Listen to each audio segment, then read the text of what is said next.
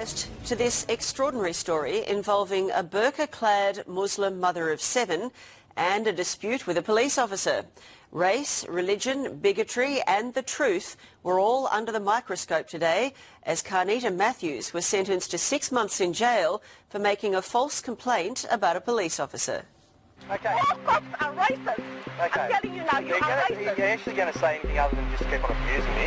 No, I'm trying to explain. you are abusing me. Just listen. You are abusing me. Carnita Matthews, guilty as charged, but out of jail for now. Do you have anything to say about the sentence? Is it unfair, do you think? You don't go lying about people. You don't go making up stories, and you certainly don't go grabbing on racism just to try to get your way. And I don't appreciate being called racist because you didn't read something properly and you're not doing the right thing. Okay. Carnita Matthews didn't like being pulled over for a random breath test 5 months ago, believing she'd been targeted for wearing a burqa. Say you are racist because when you just looked at me and you see me with a niqab on, you could see something happen to you. You couldn't handle it. She didn't like being asked to reveal her face to Senior Constable Paul Fogarty, telling him she wasn't allowed. 100% going to take it for you. 100%.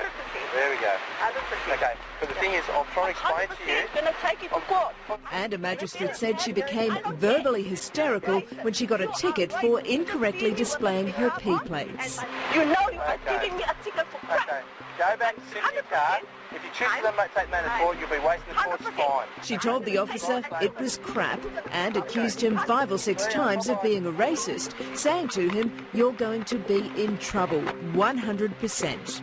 If it was upheld, that would seriously damage his whole professional role in the police force.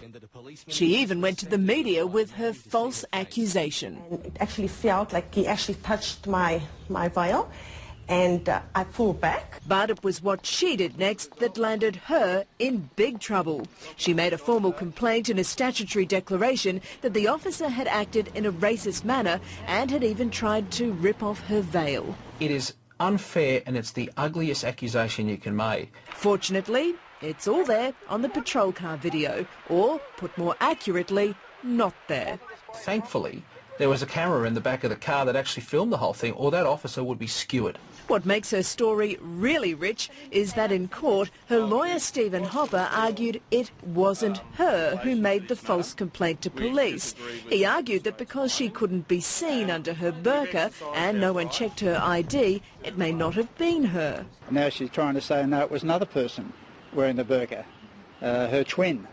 Oh, the lawyer's very clever. It's game playing. And I think the magistrate recognised this quite early.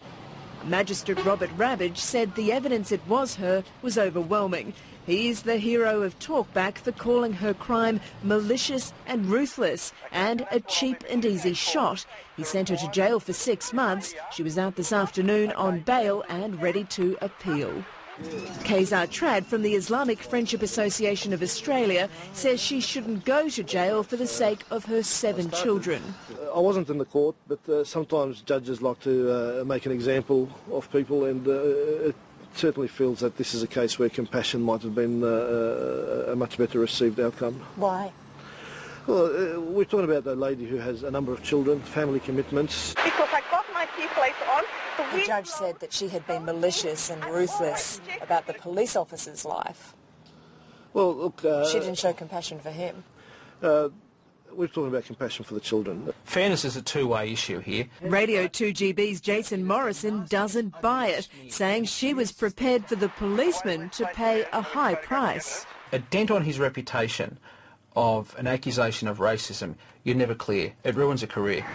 Fred Nile says there's one obvious solution. I believe this is now proving a strong case for a total ban on wearing a burqa. And he has plenty of support. That's our culture. I can look at you, you can look at me. That's how it works. Carnita Matthews will go to the district court to appeal the sentence. I think justice has been served, and I think this is a major wake-up for a lot of people who think this is an issue that's just going to walk away. This is not. This case proves my argument. We must be an open-faced society. Fine. Okay. I'm going to take you and you're going to be in trouble. Okay. 100%. See ya. Bye-bye.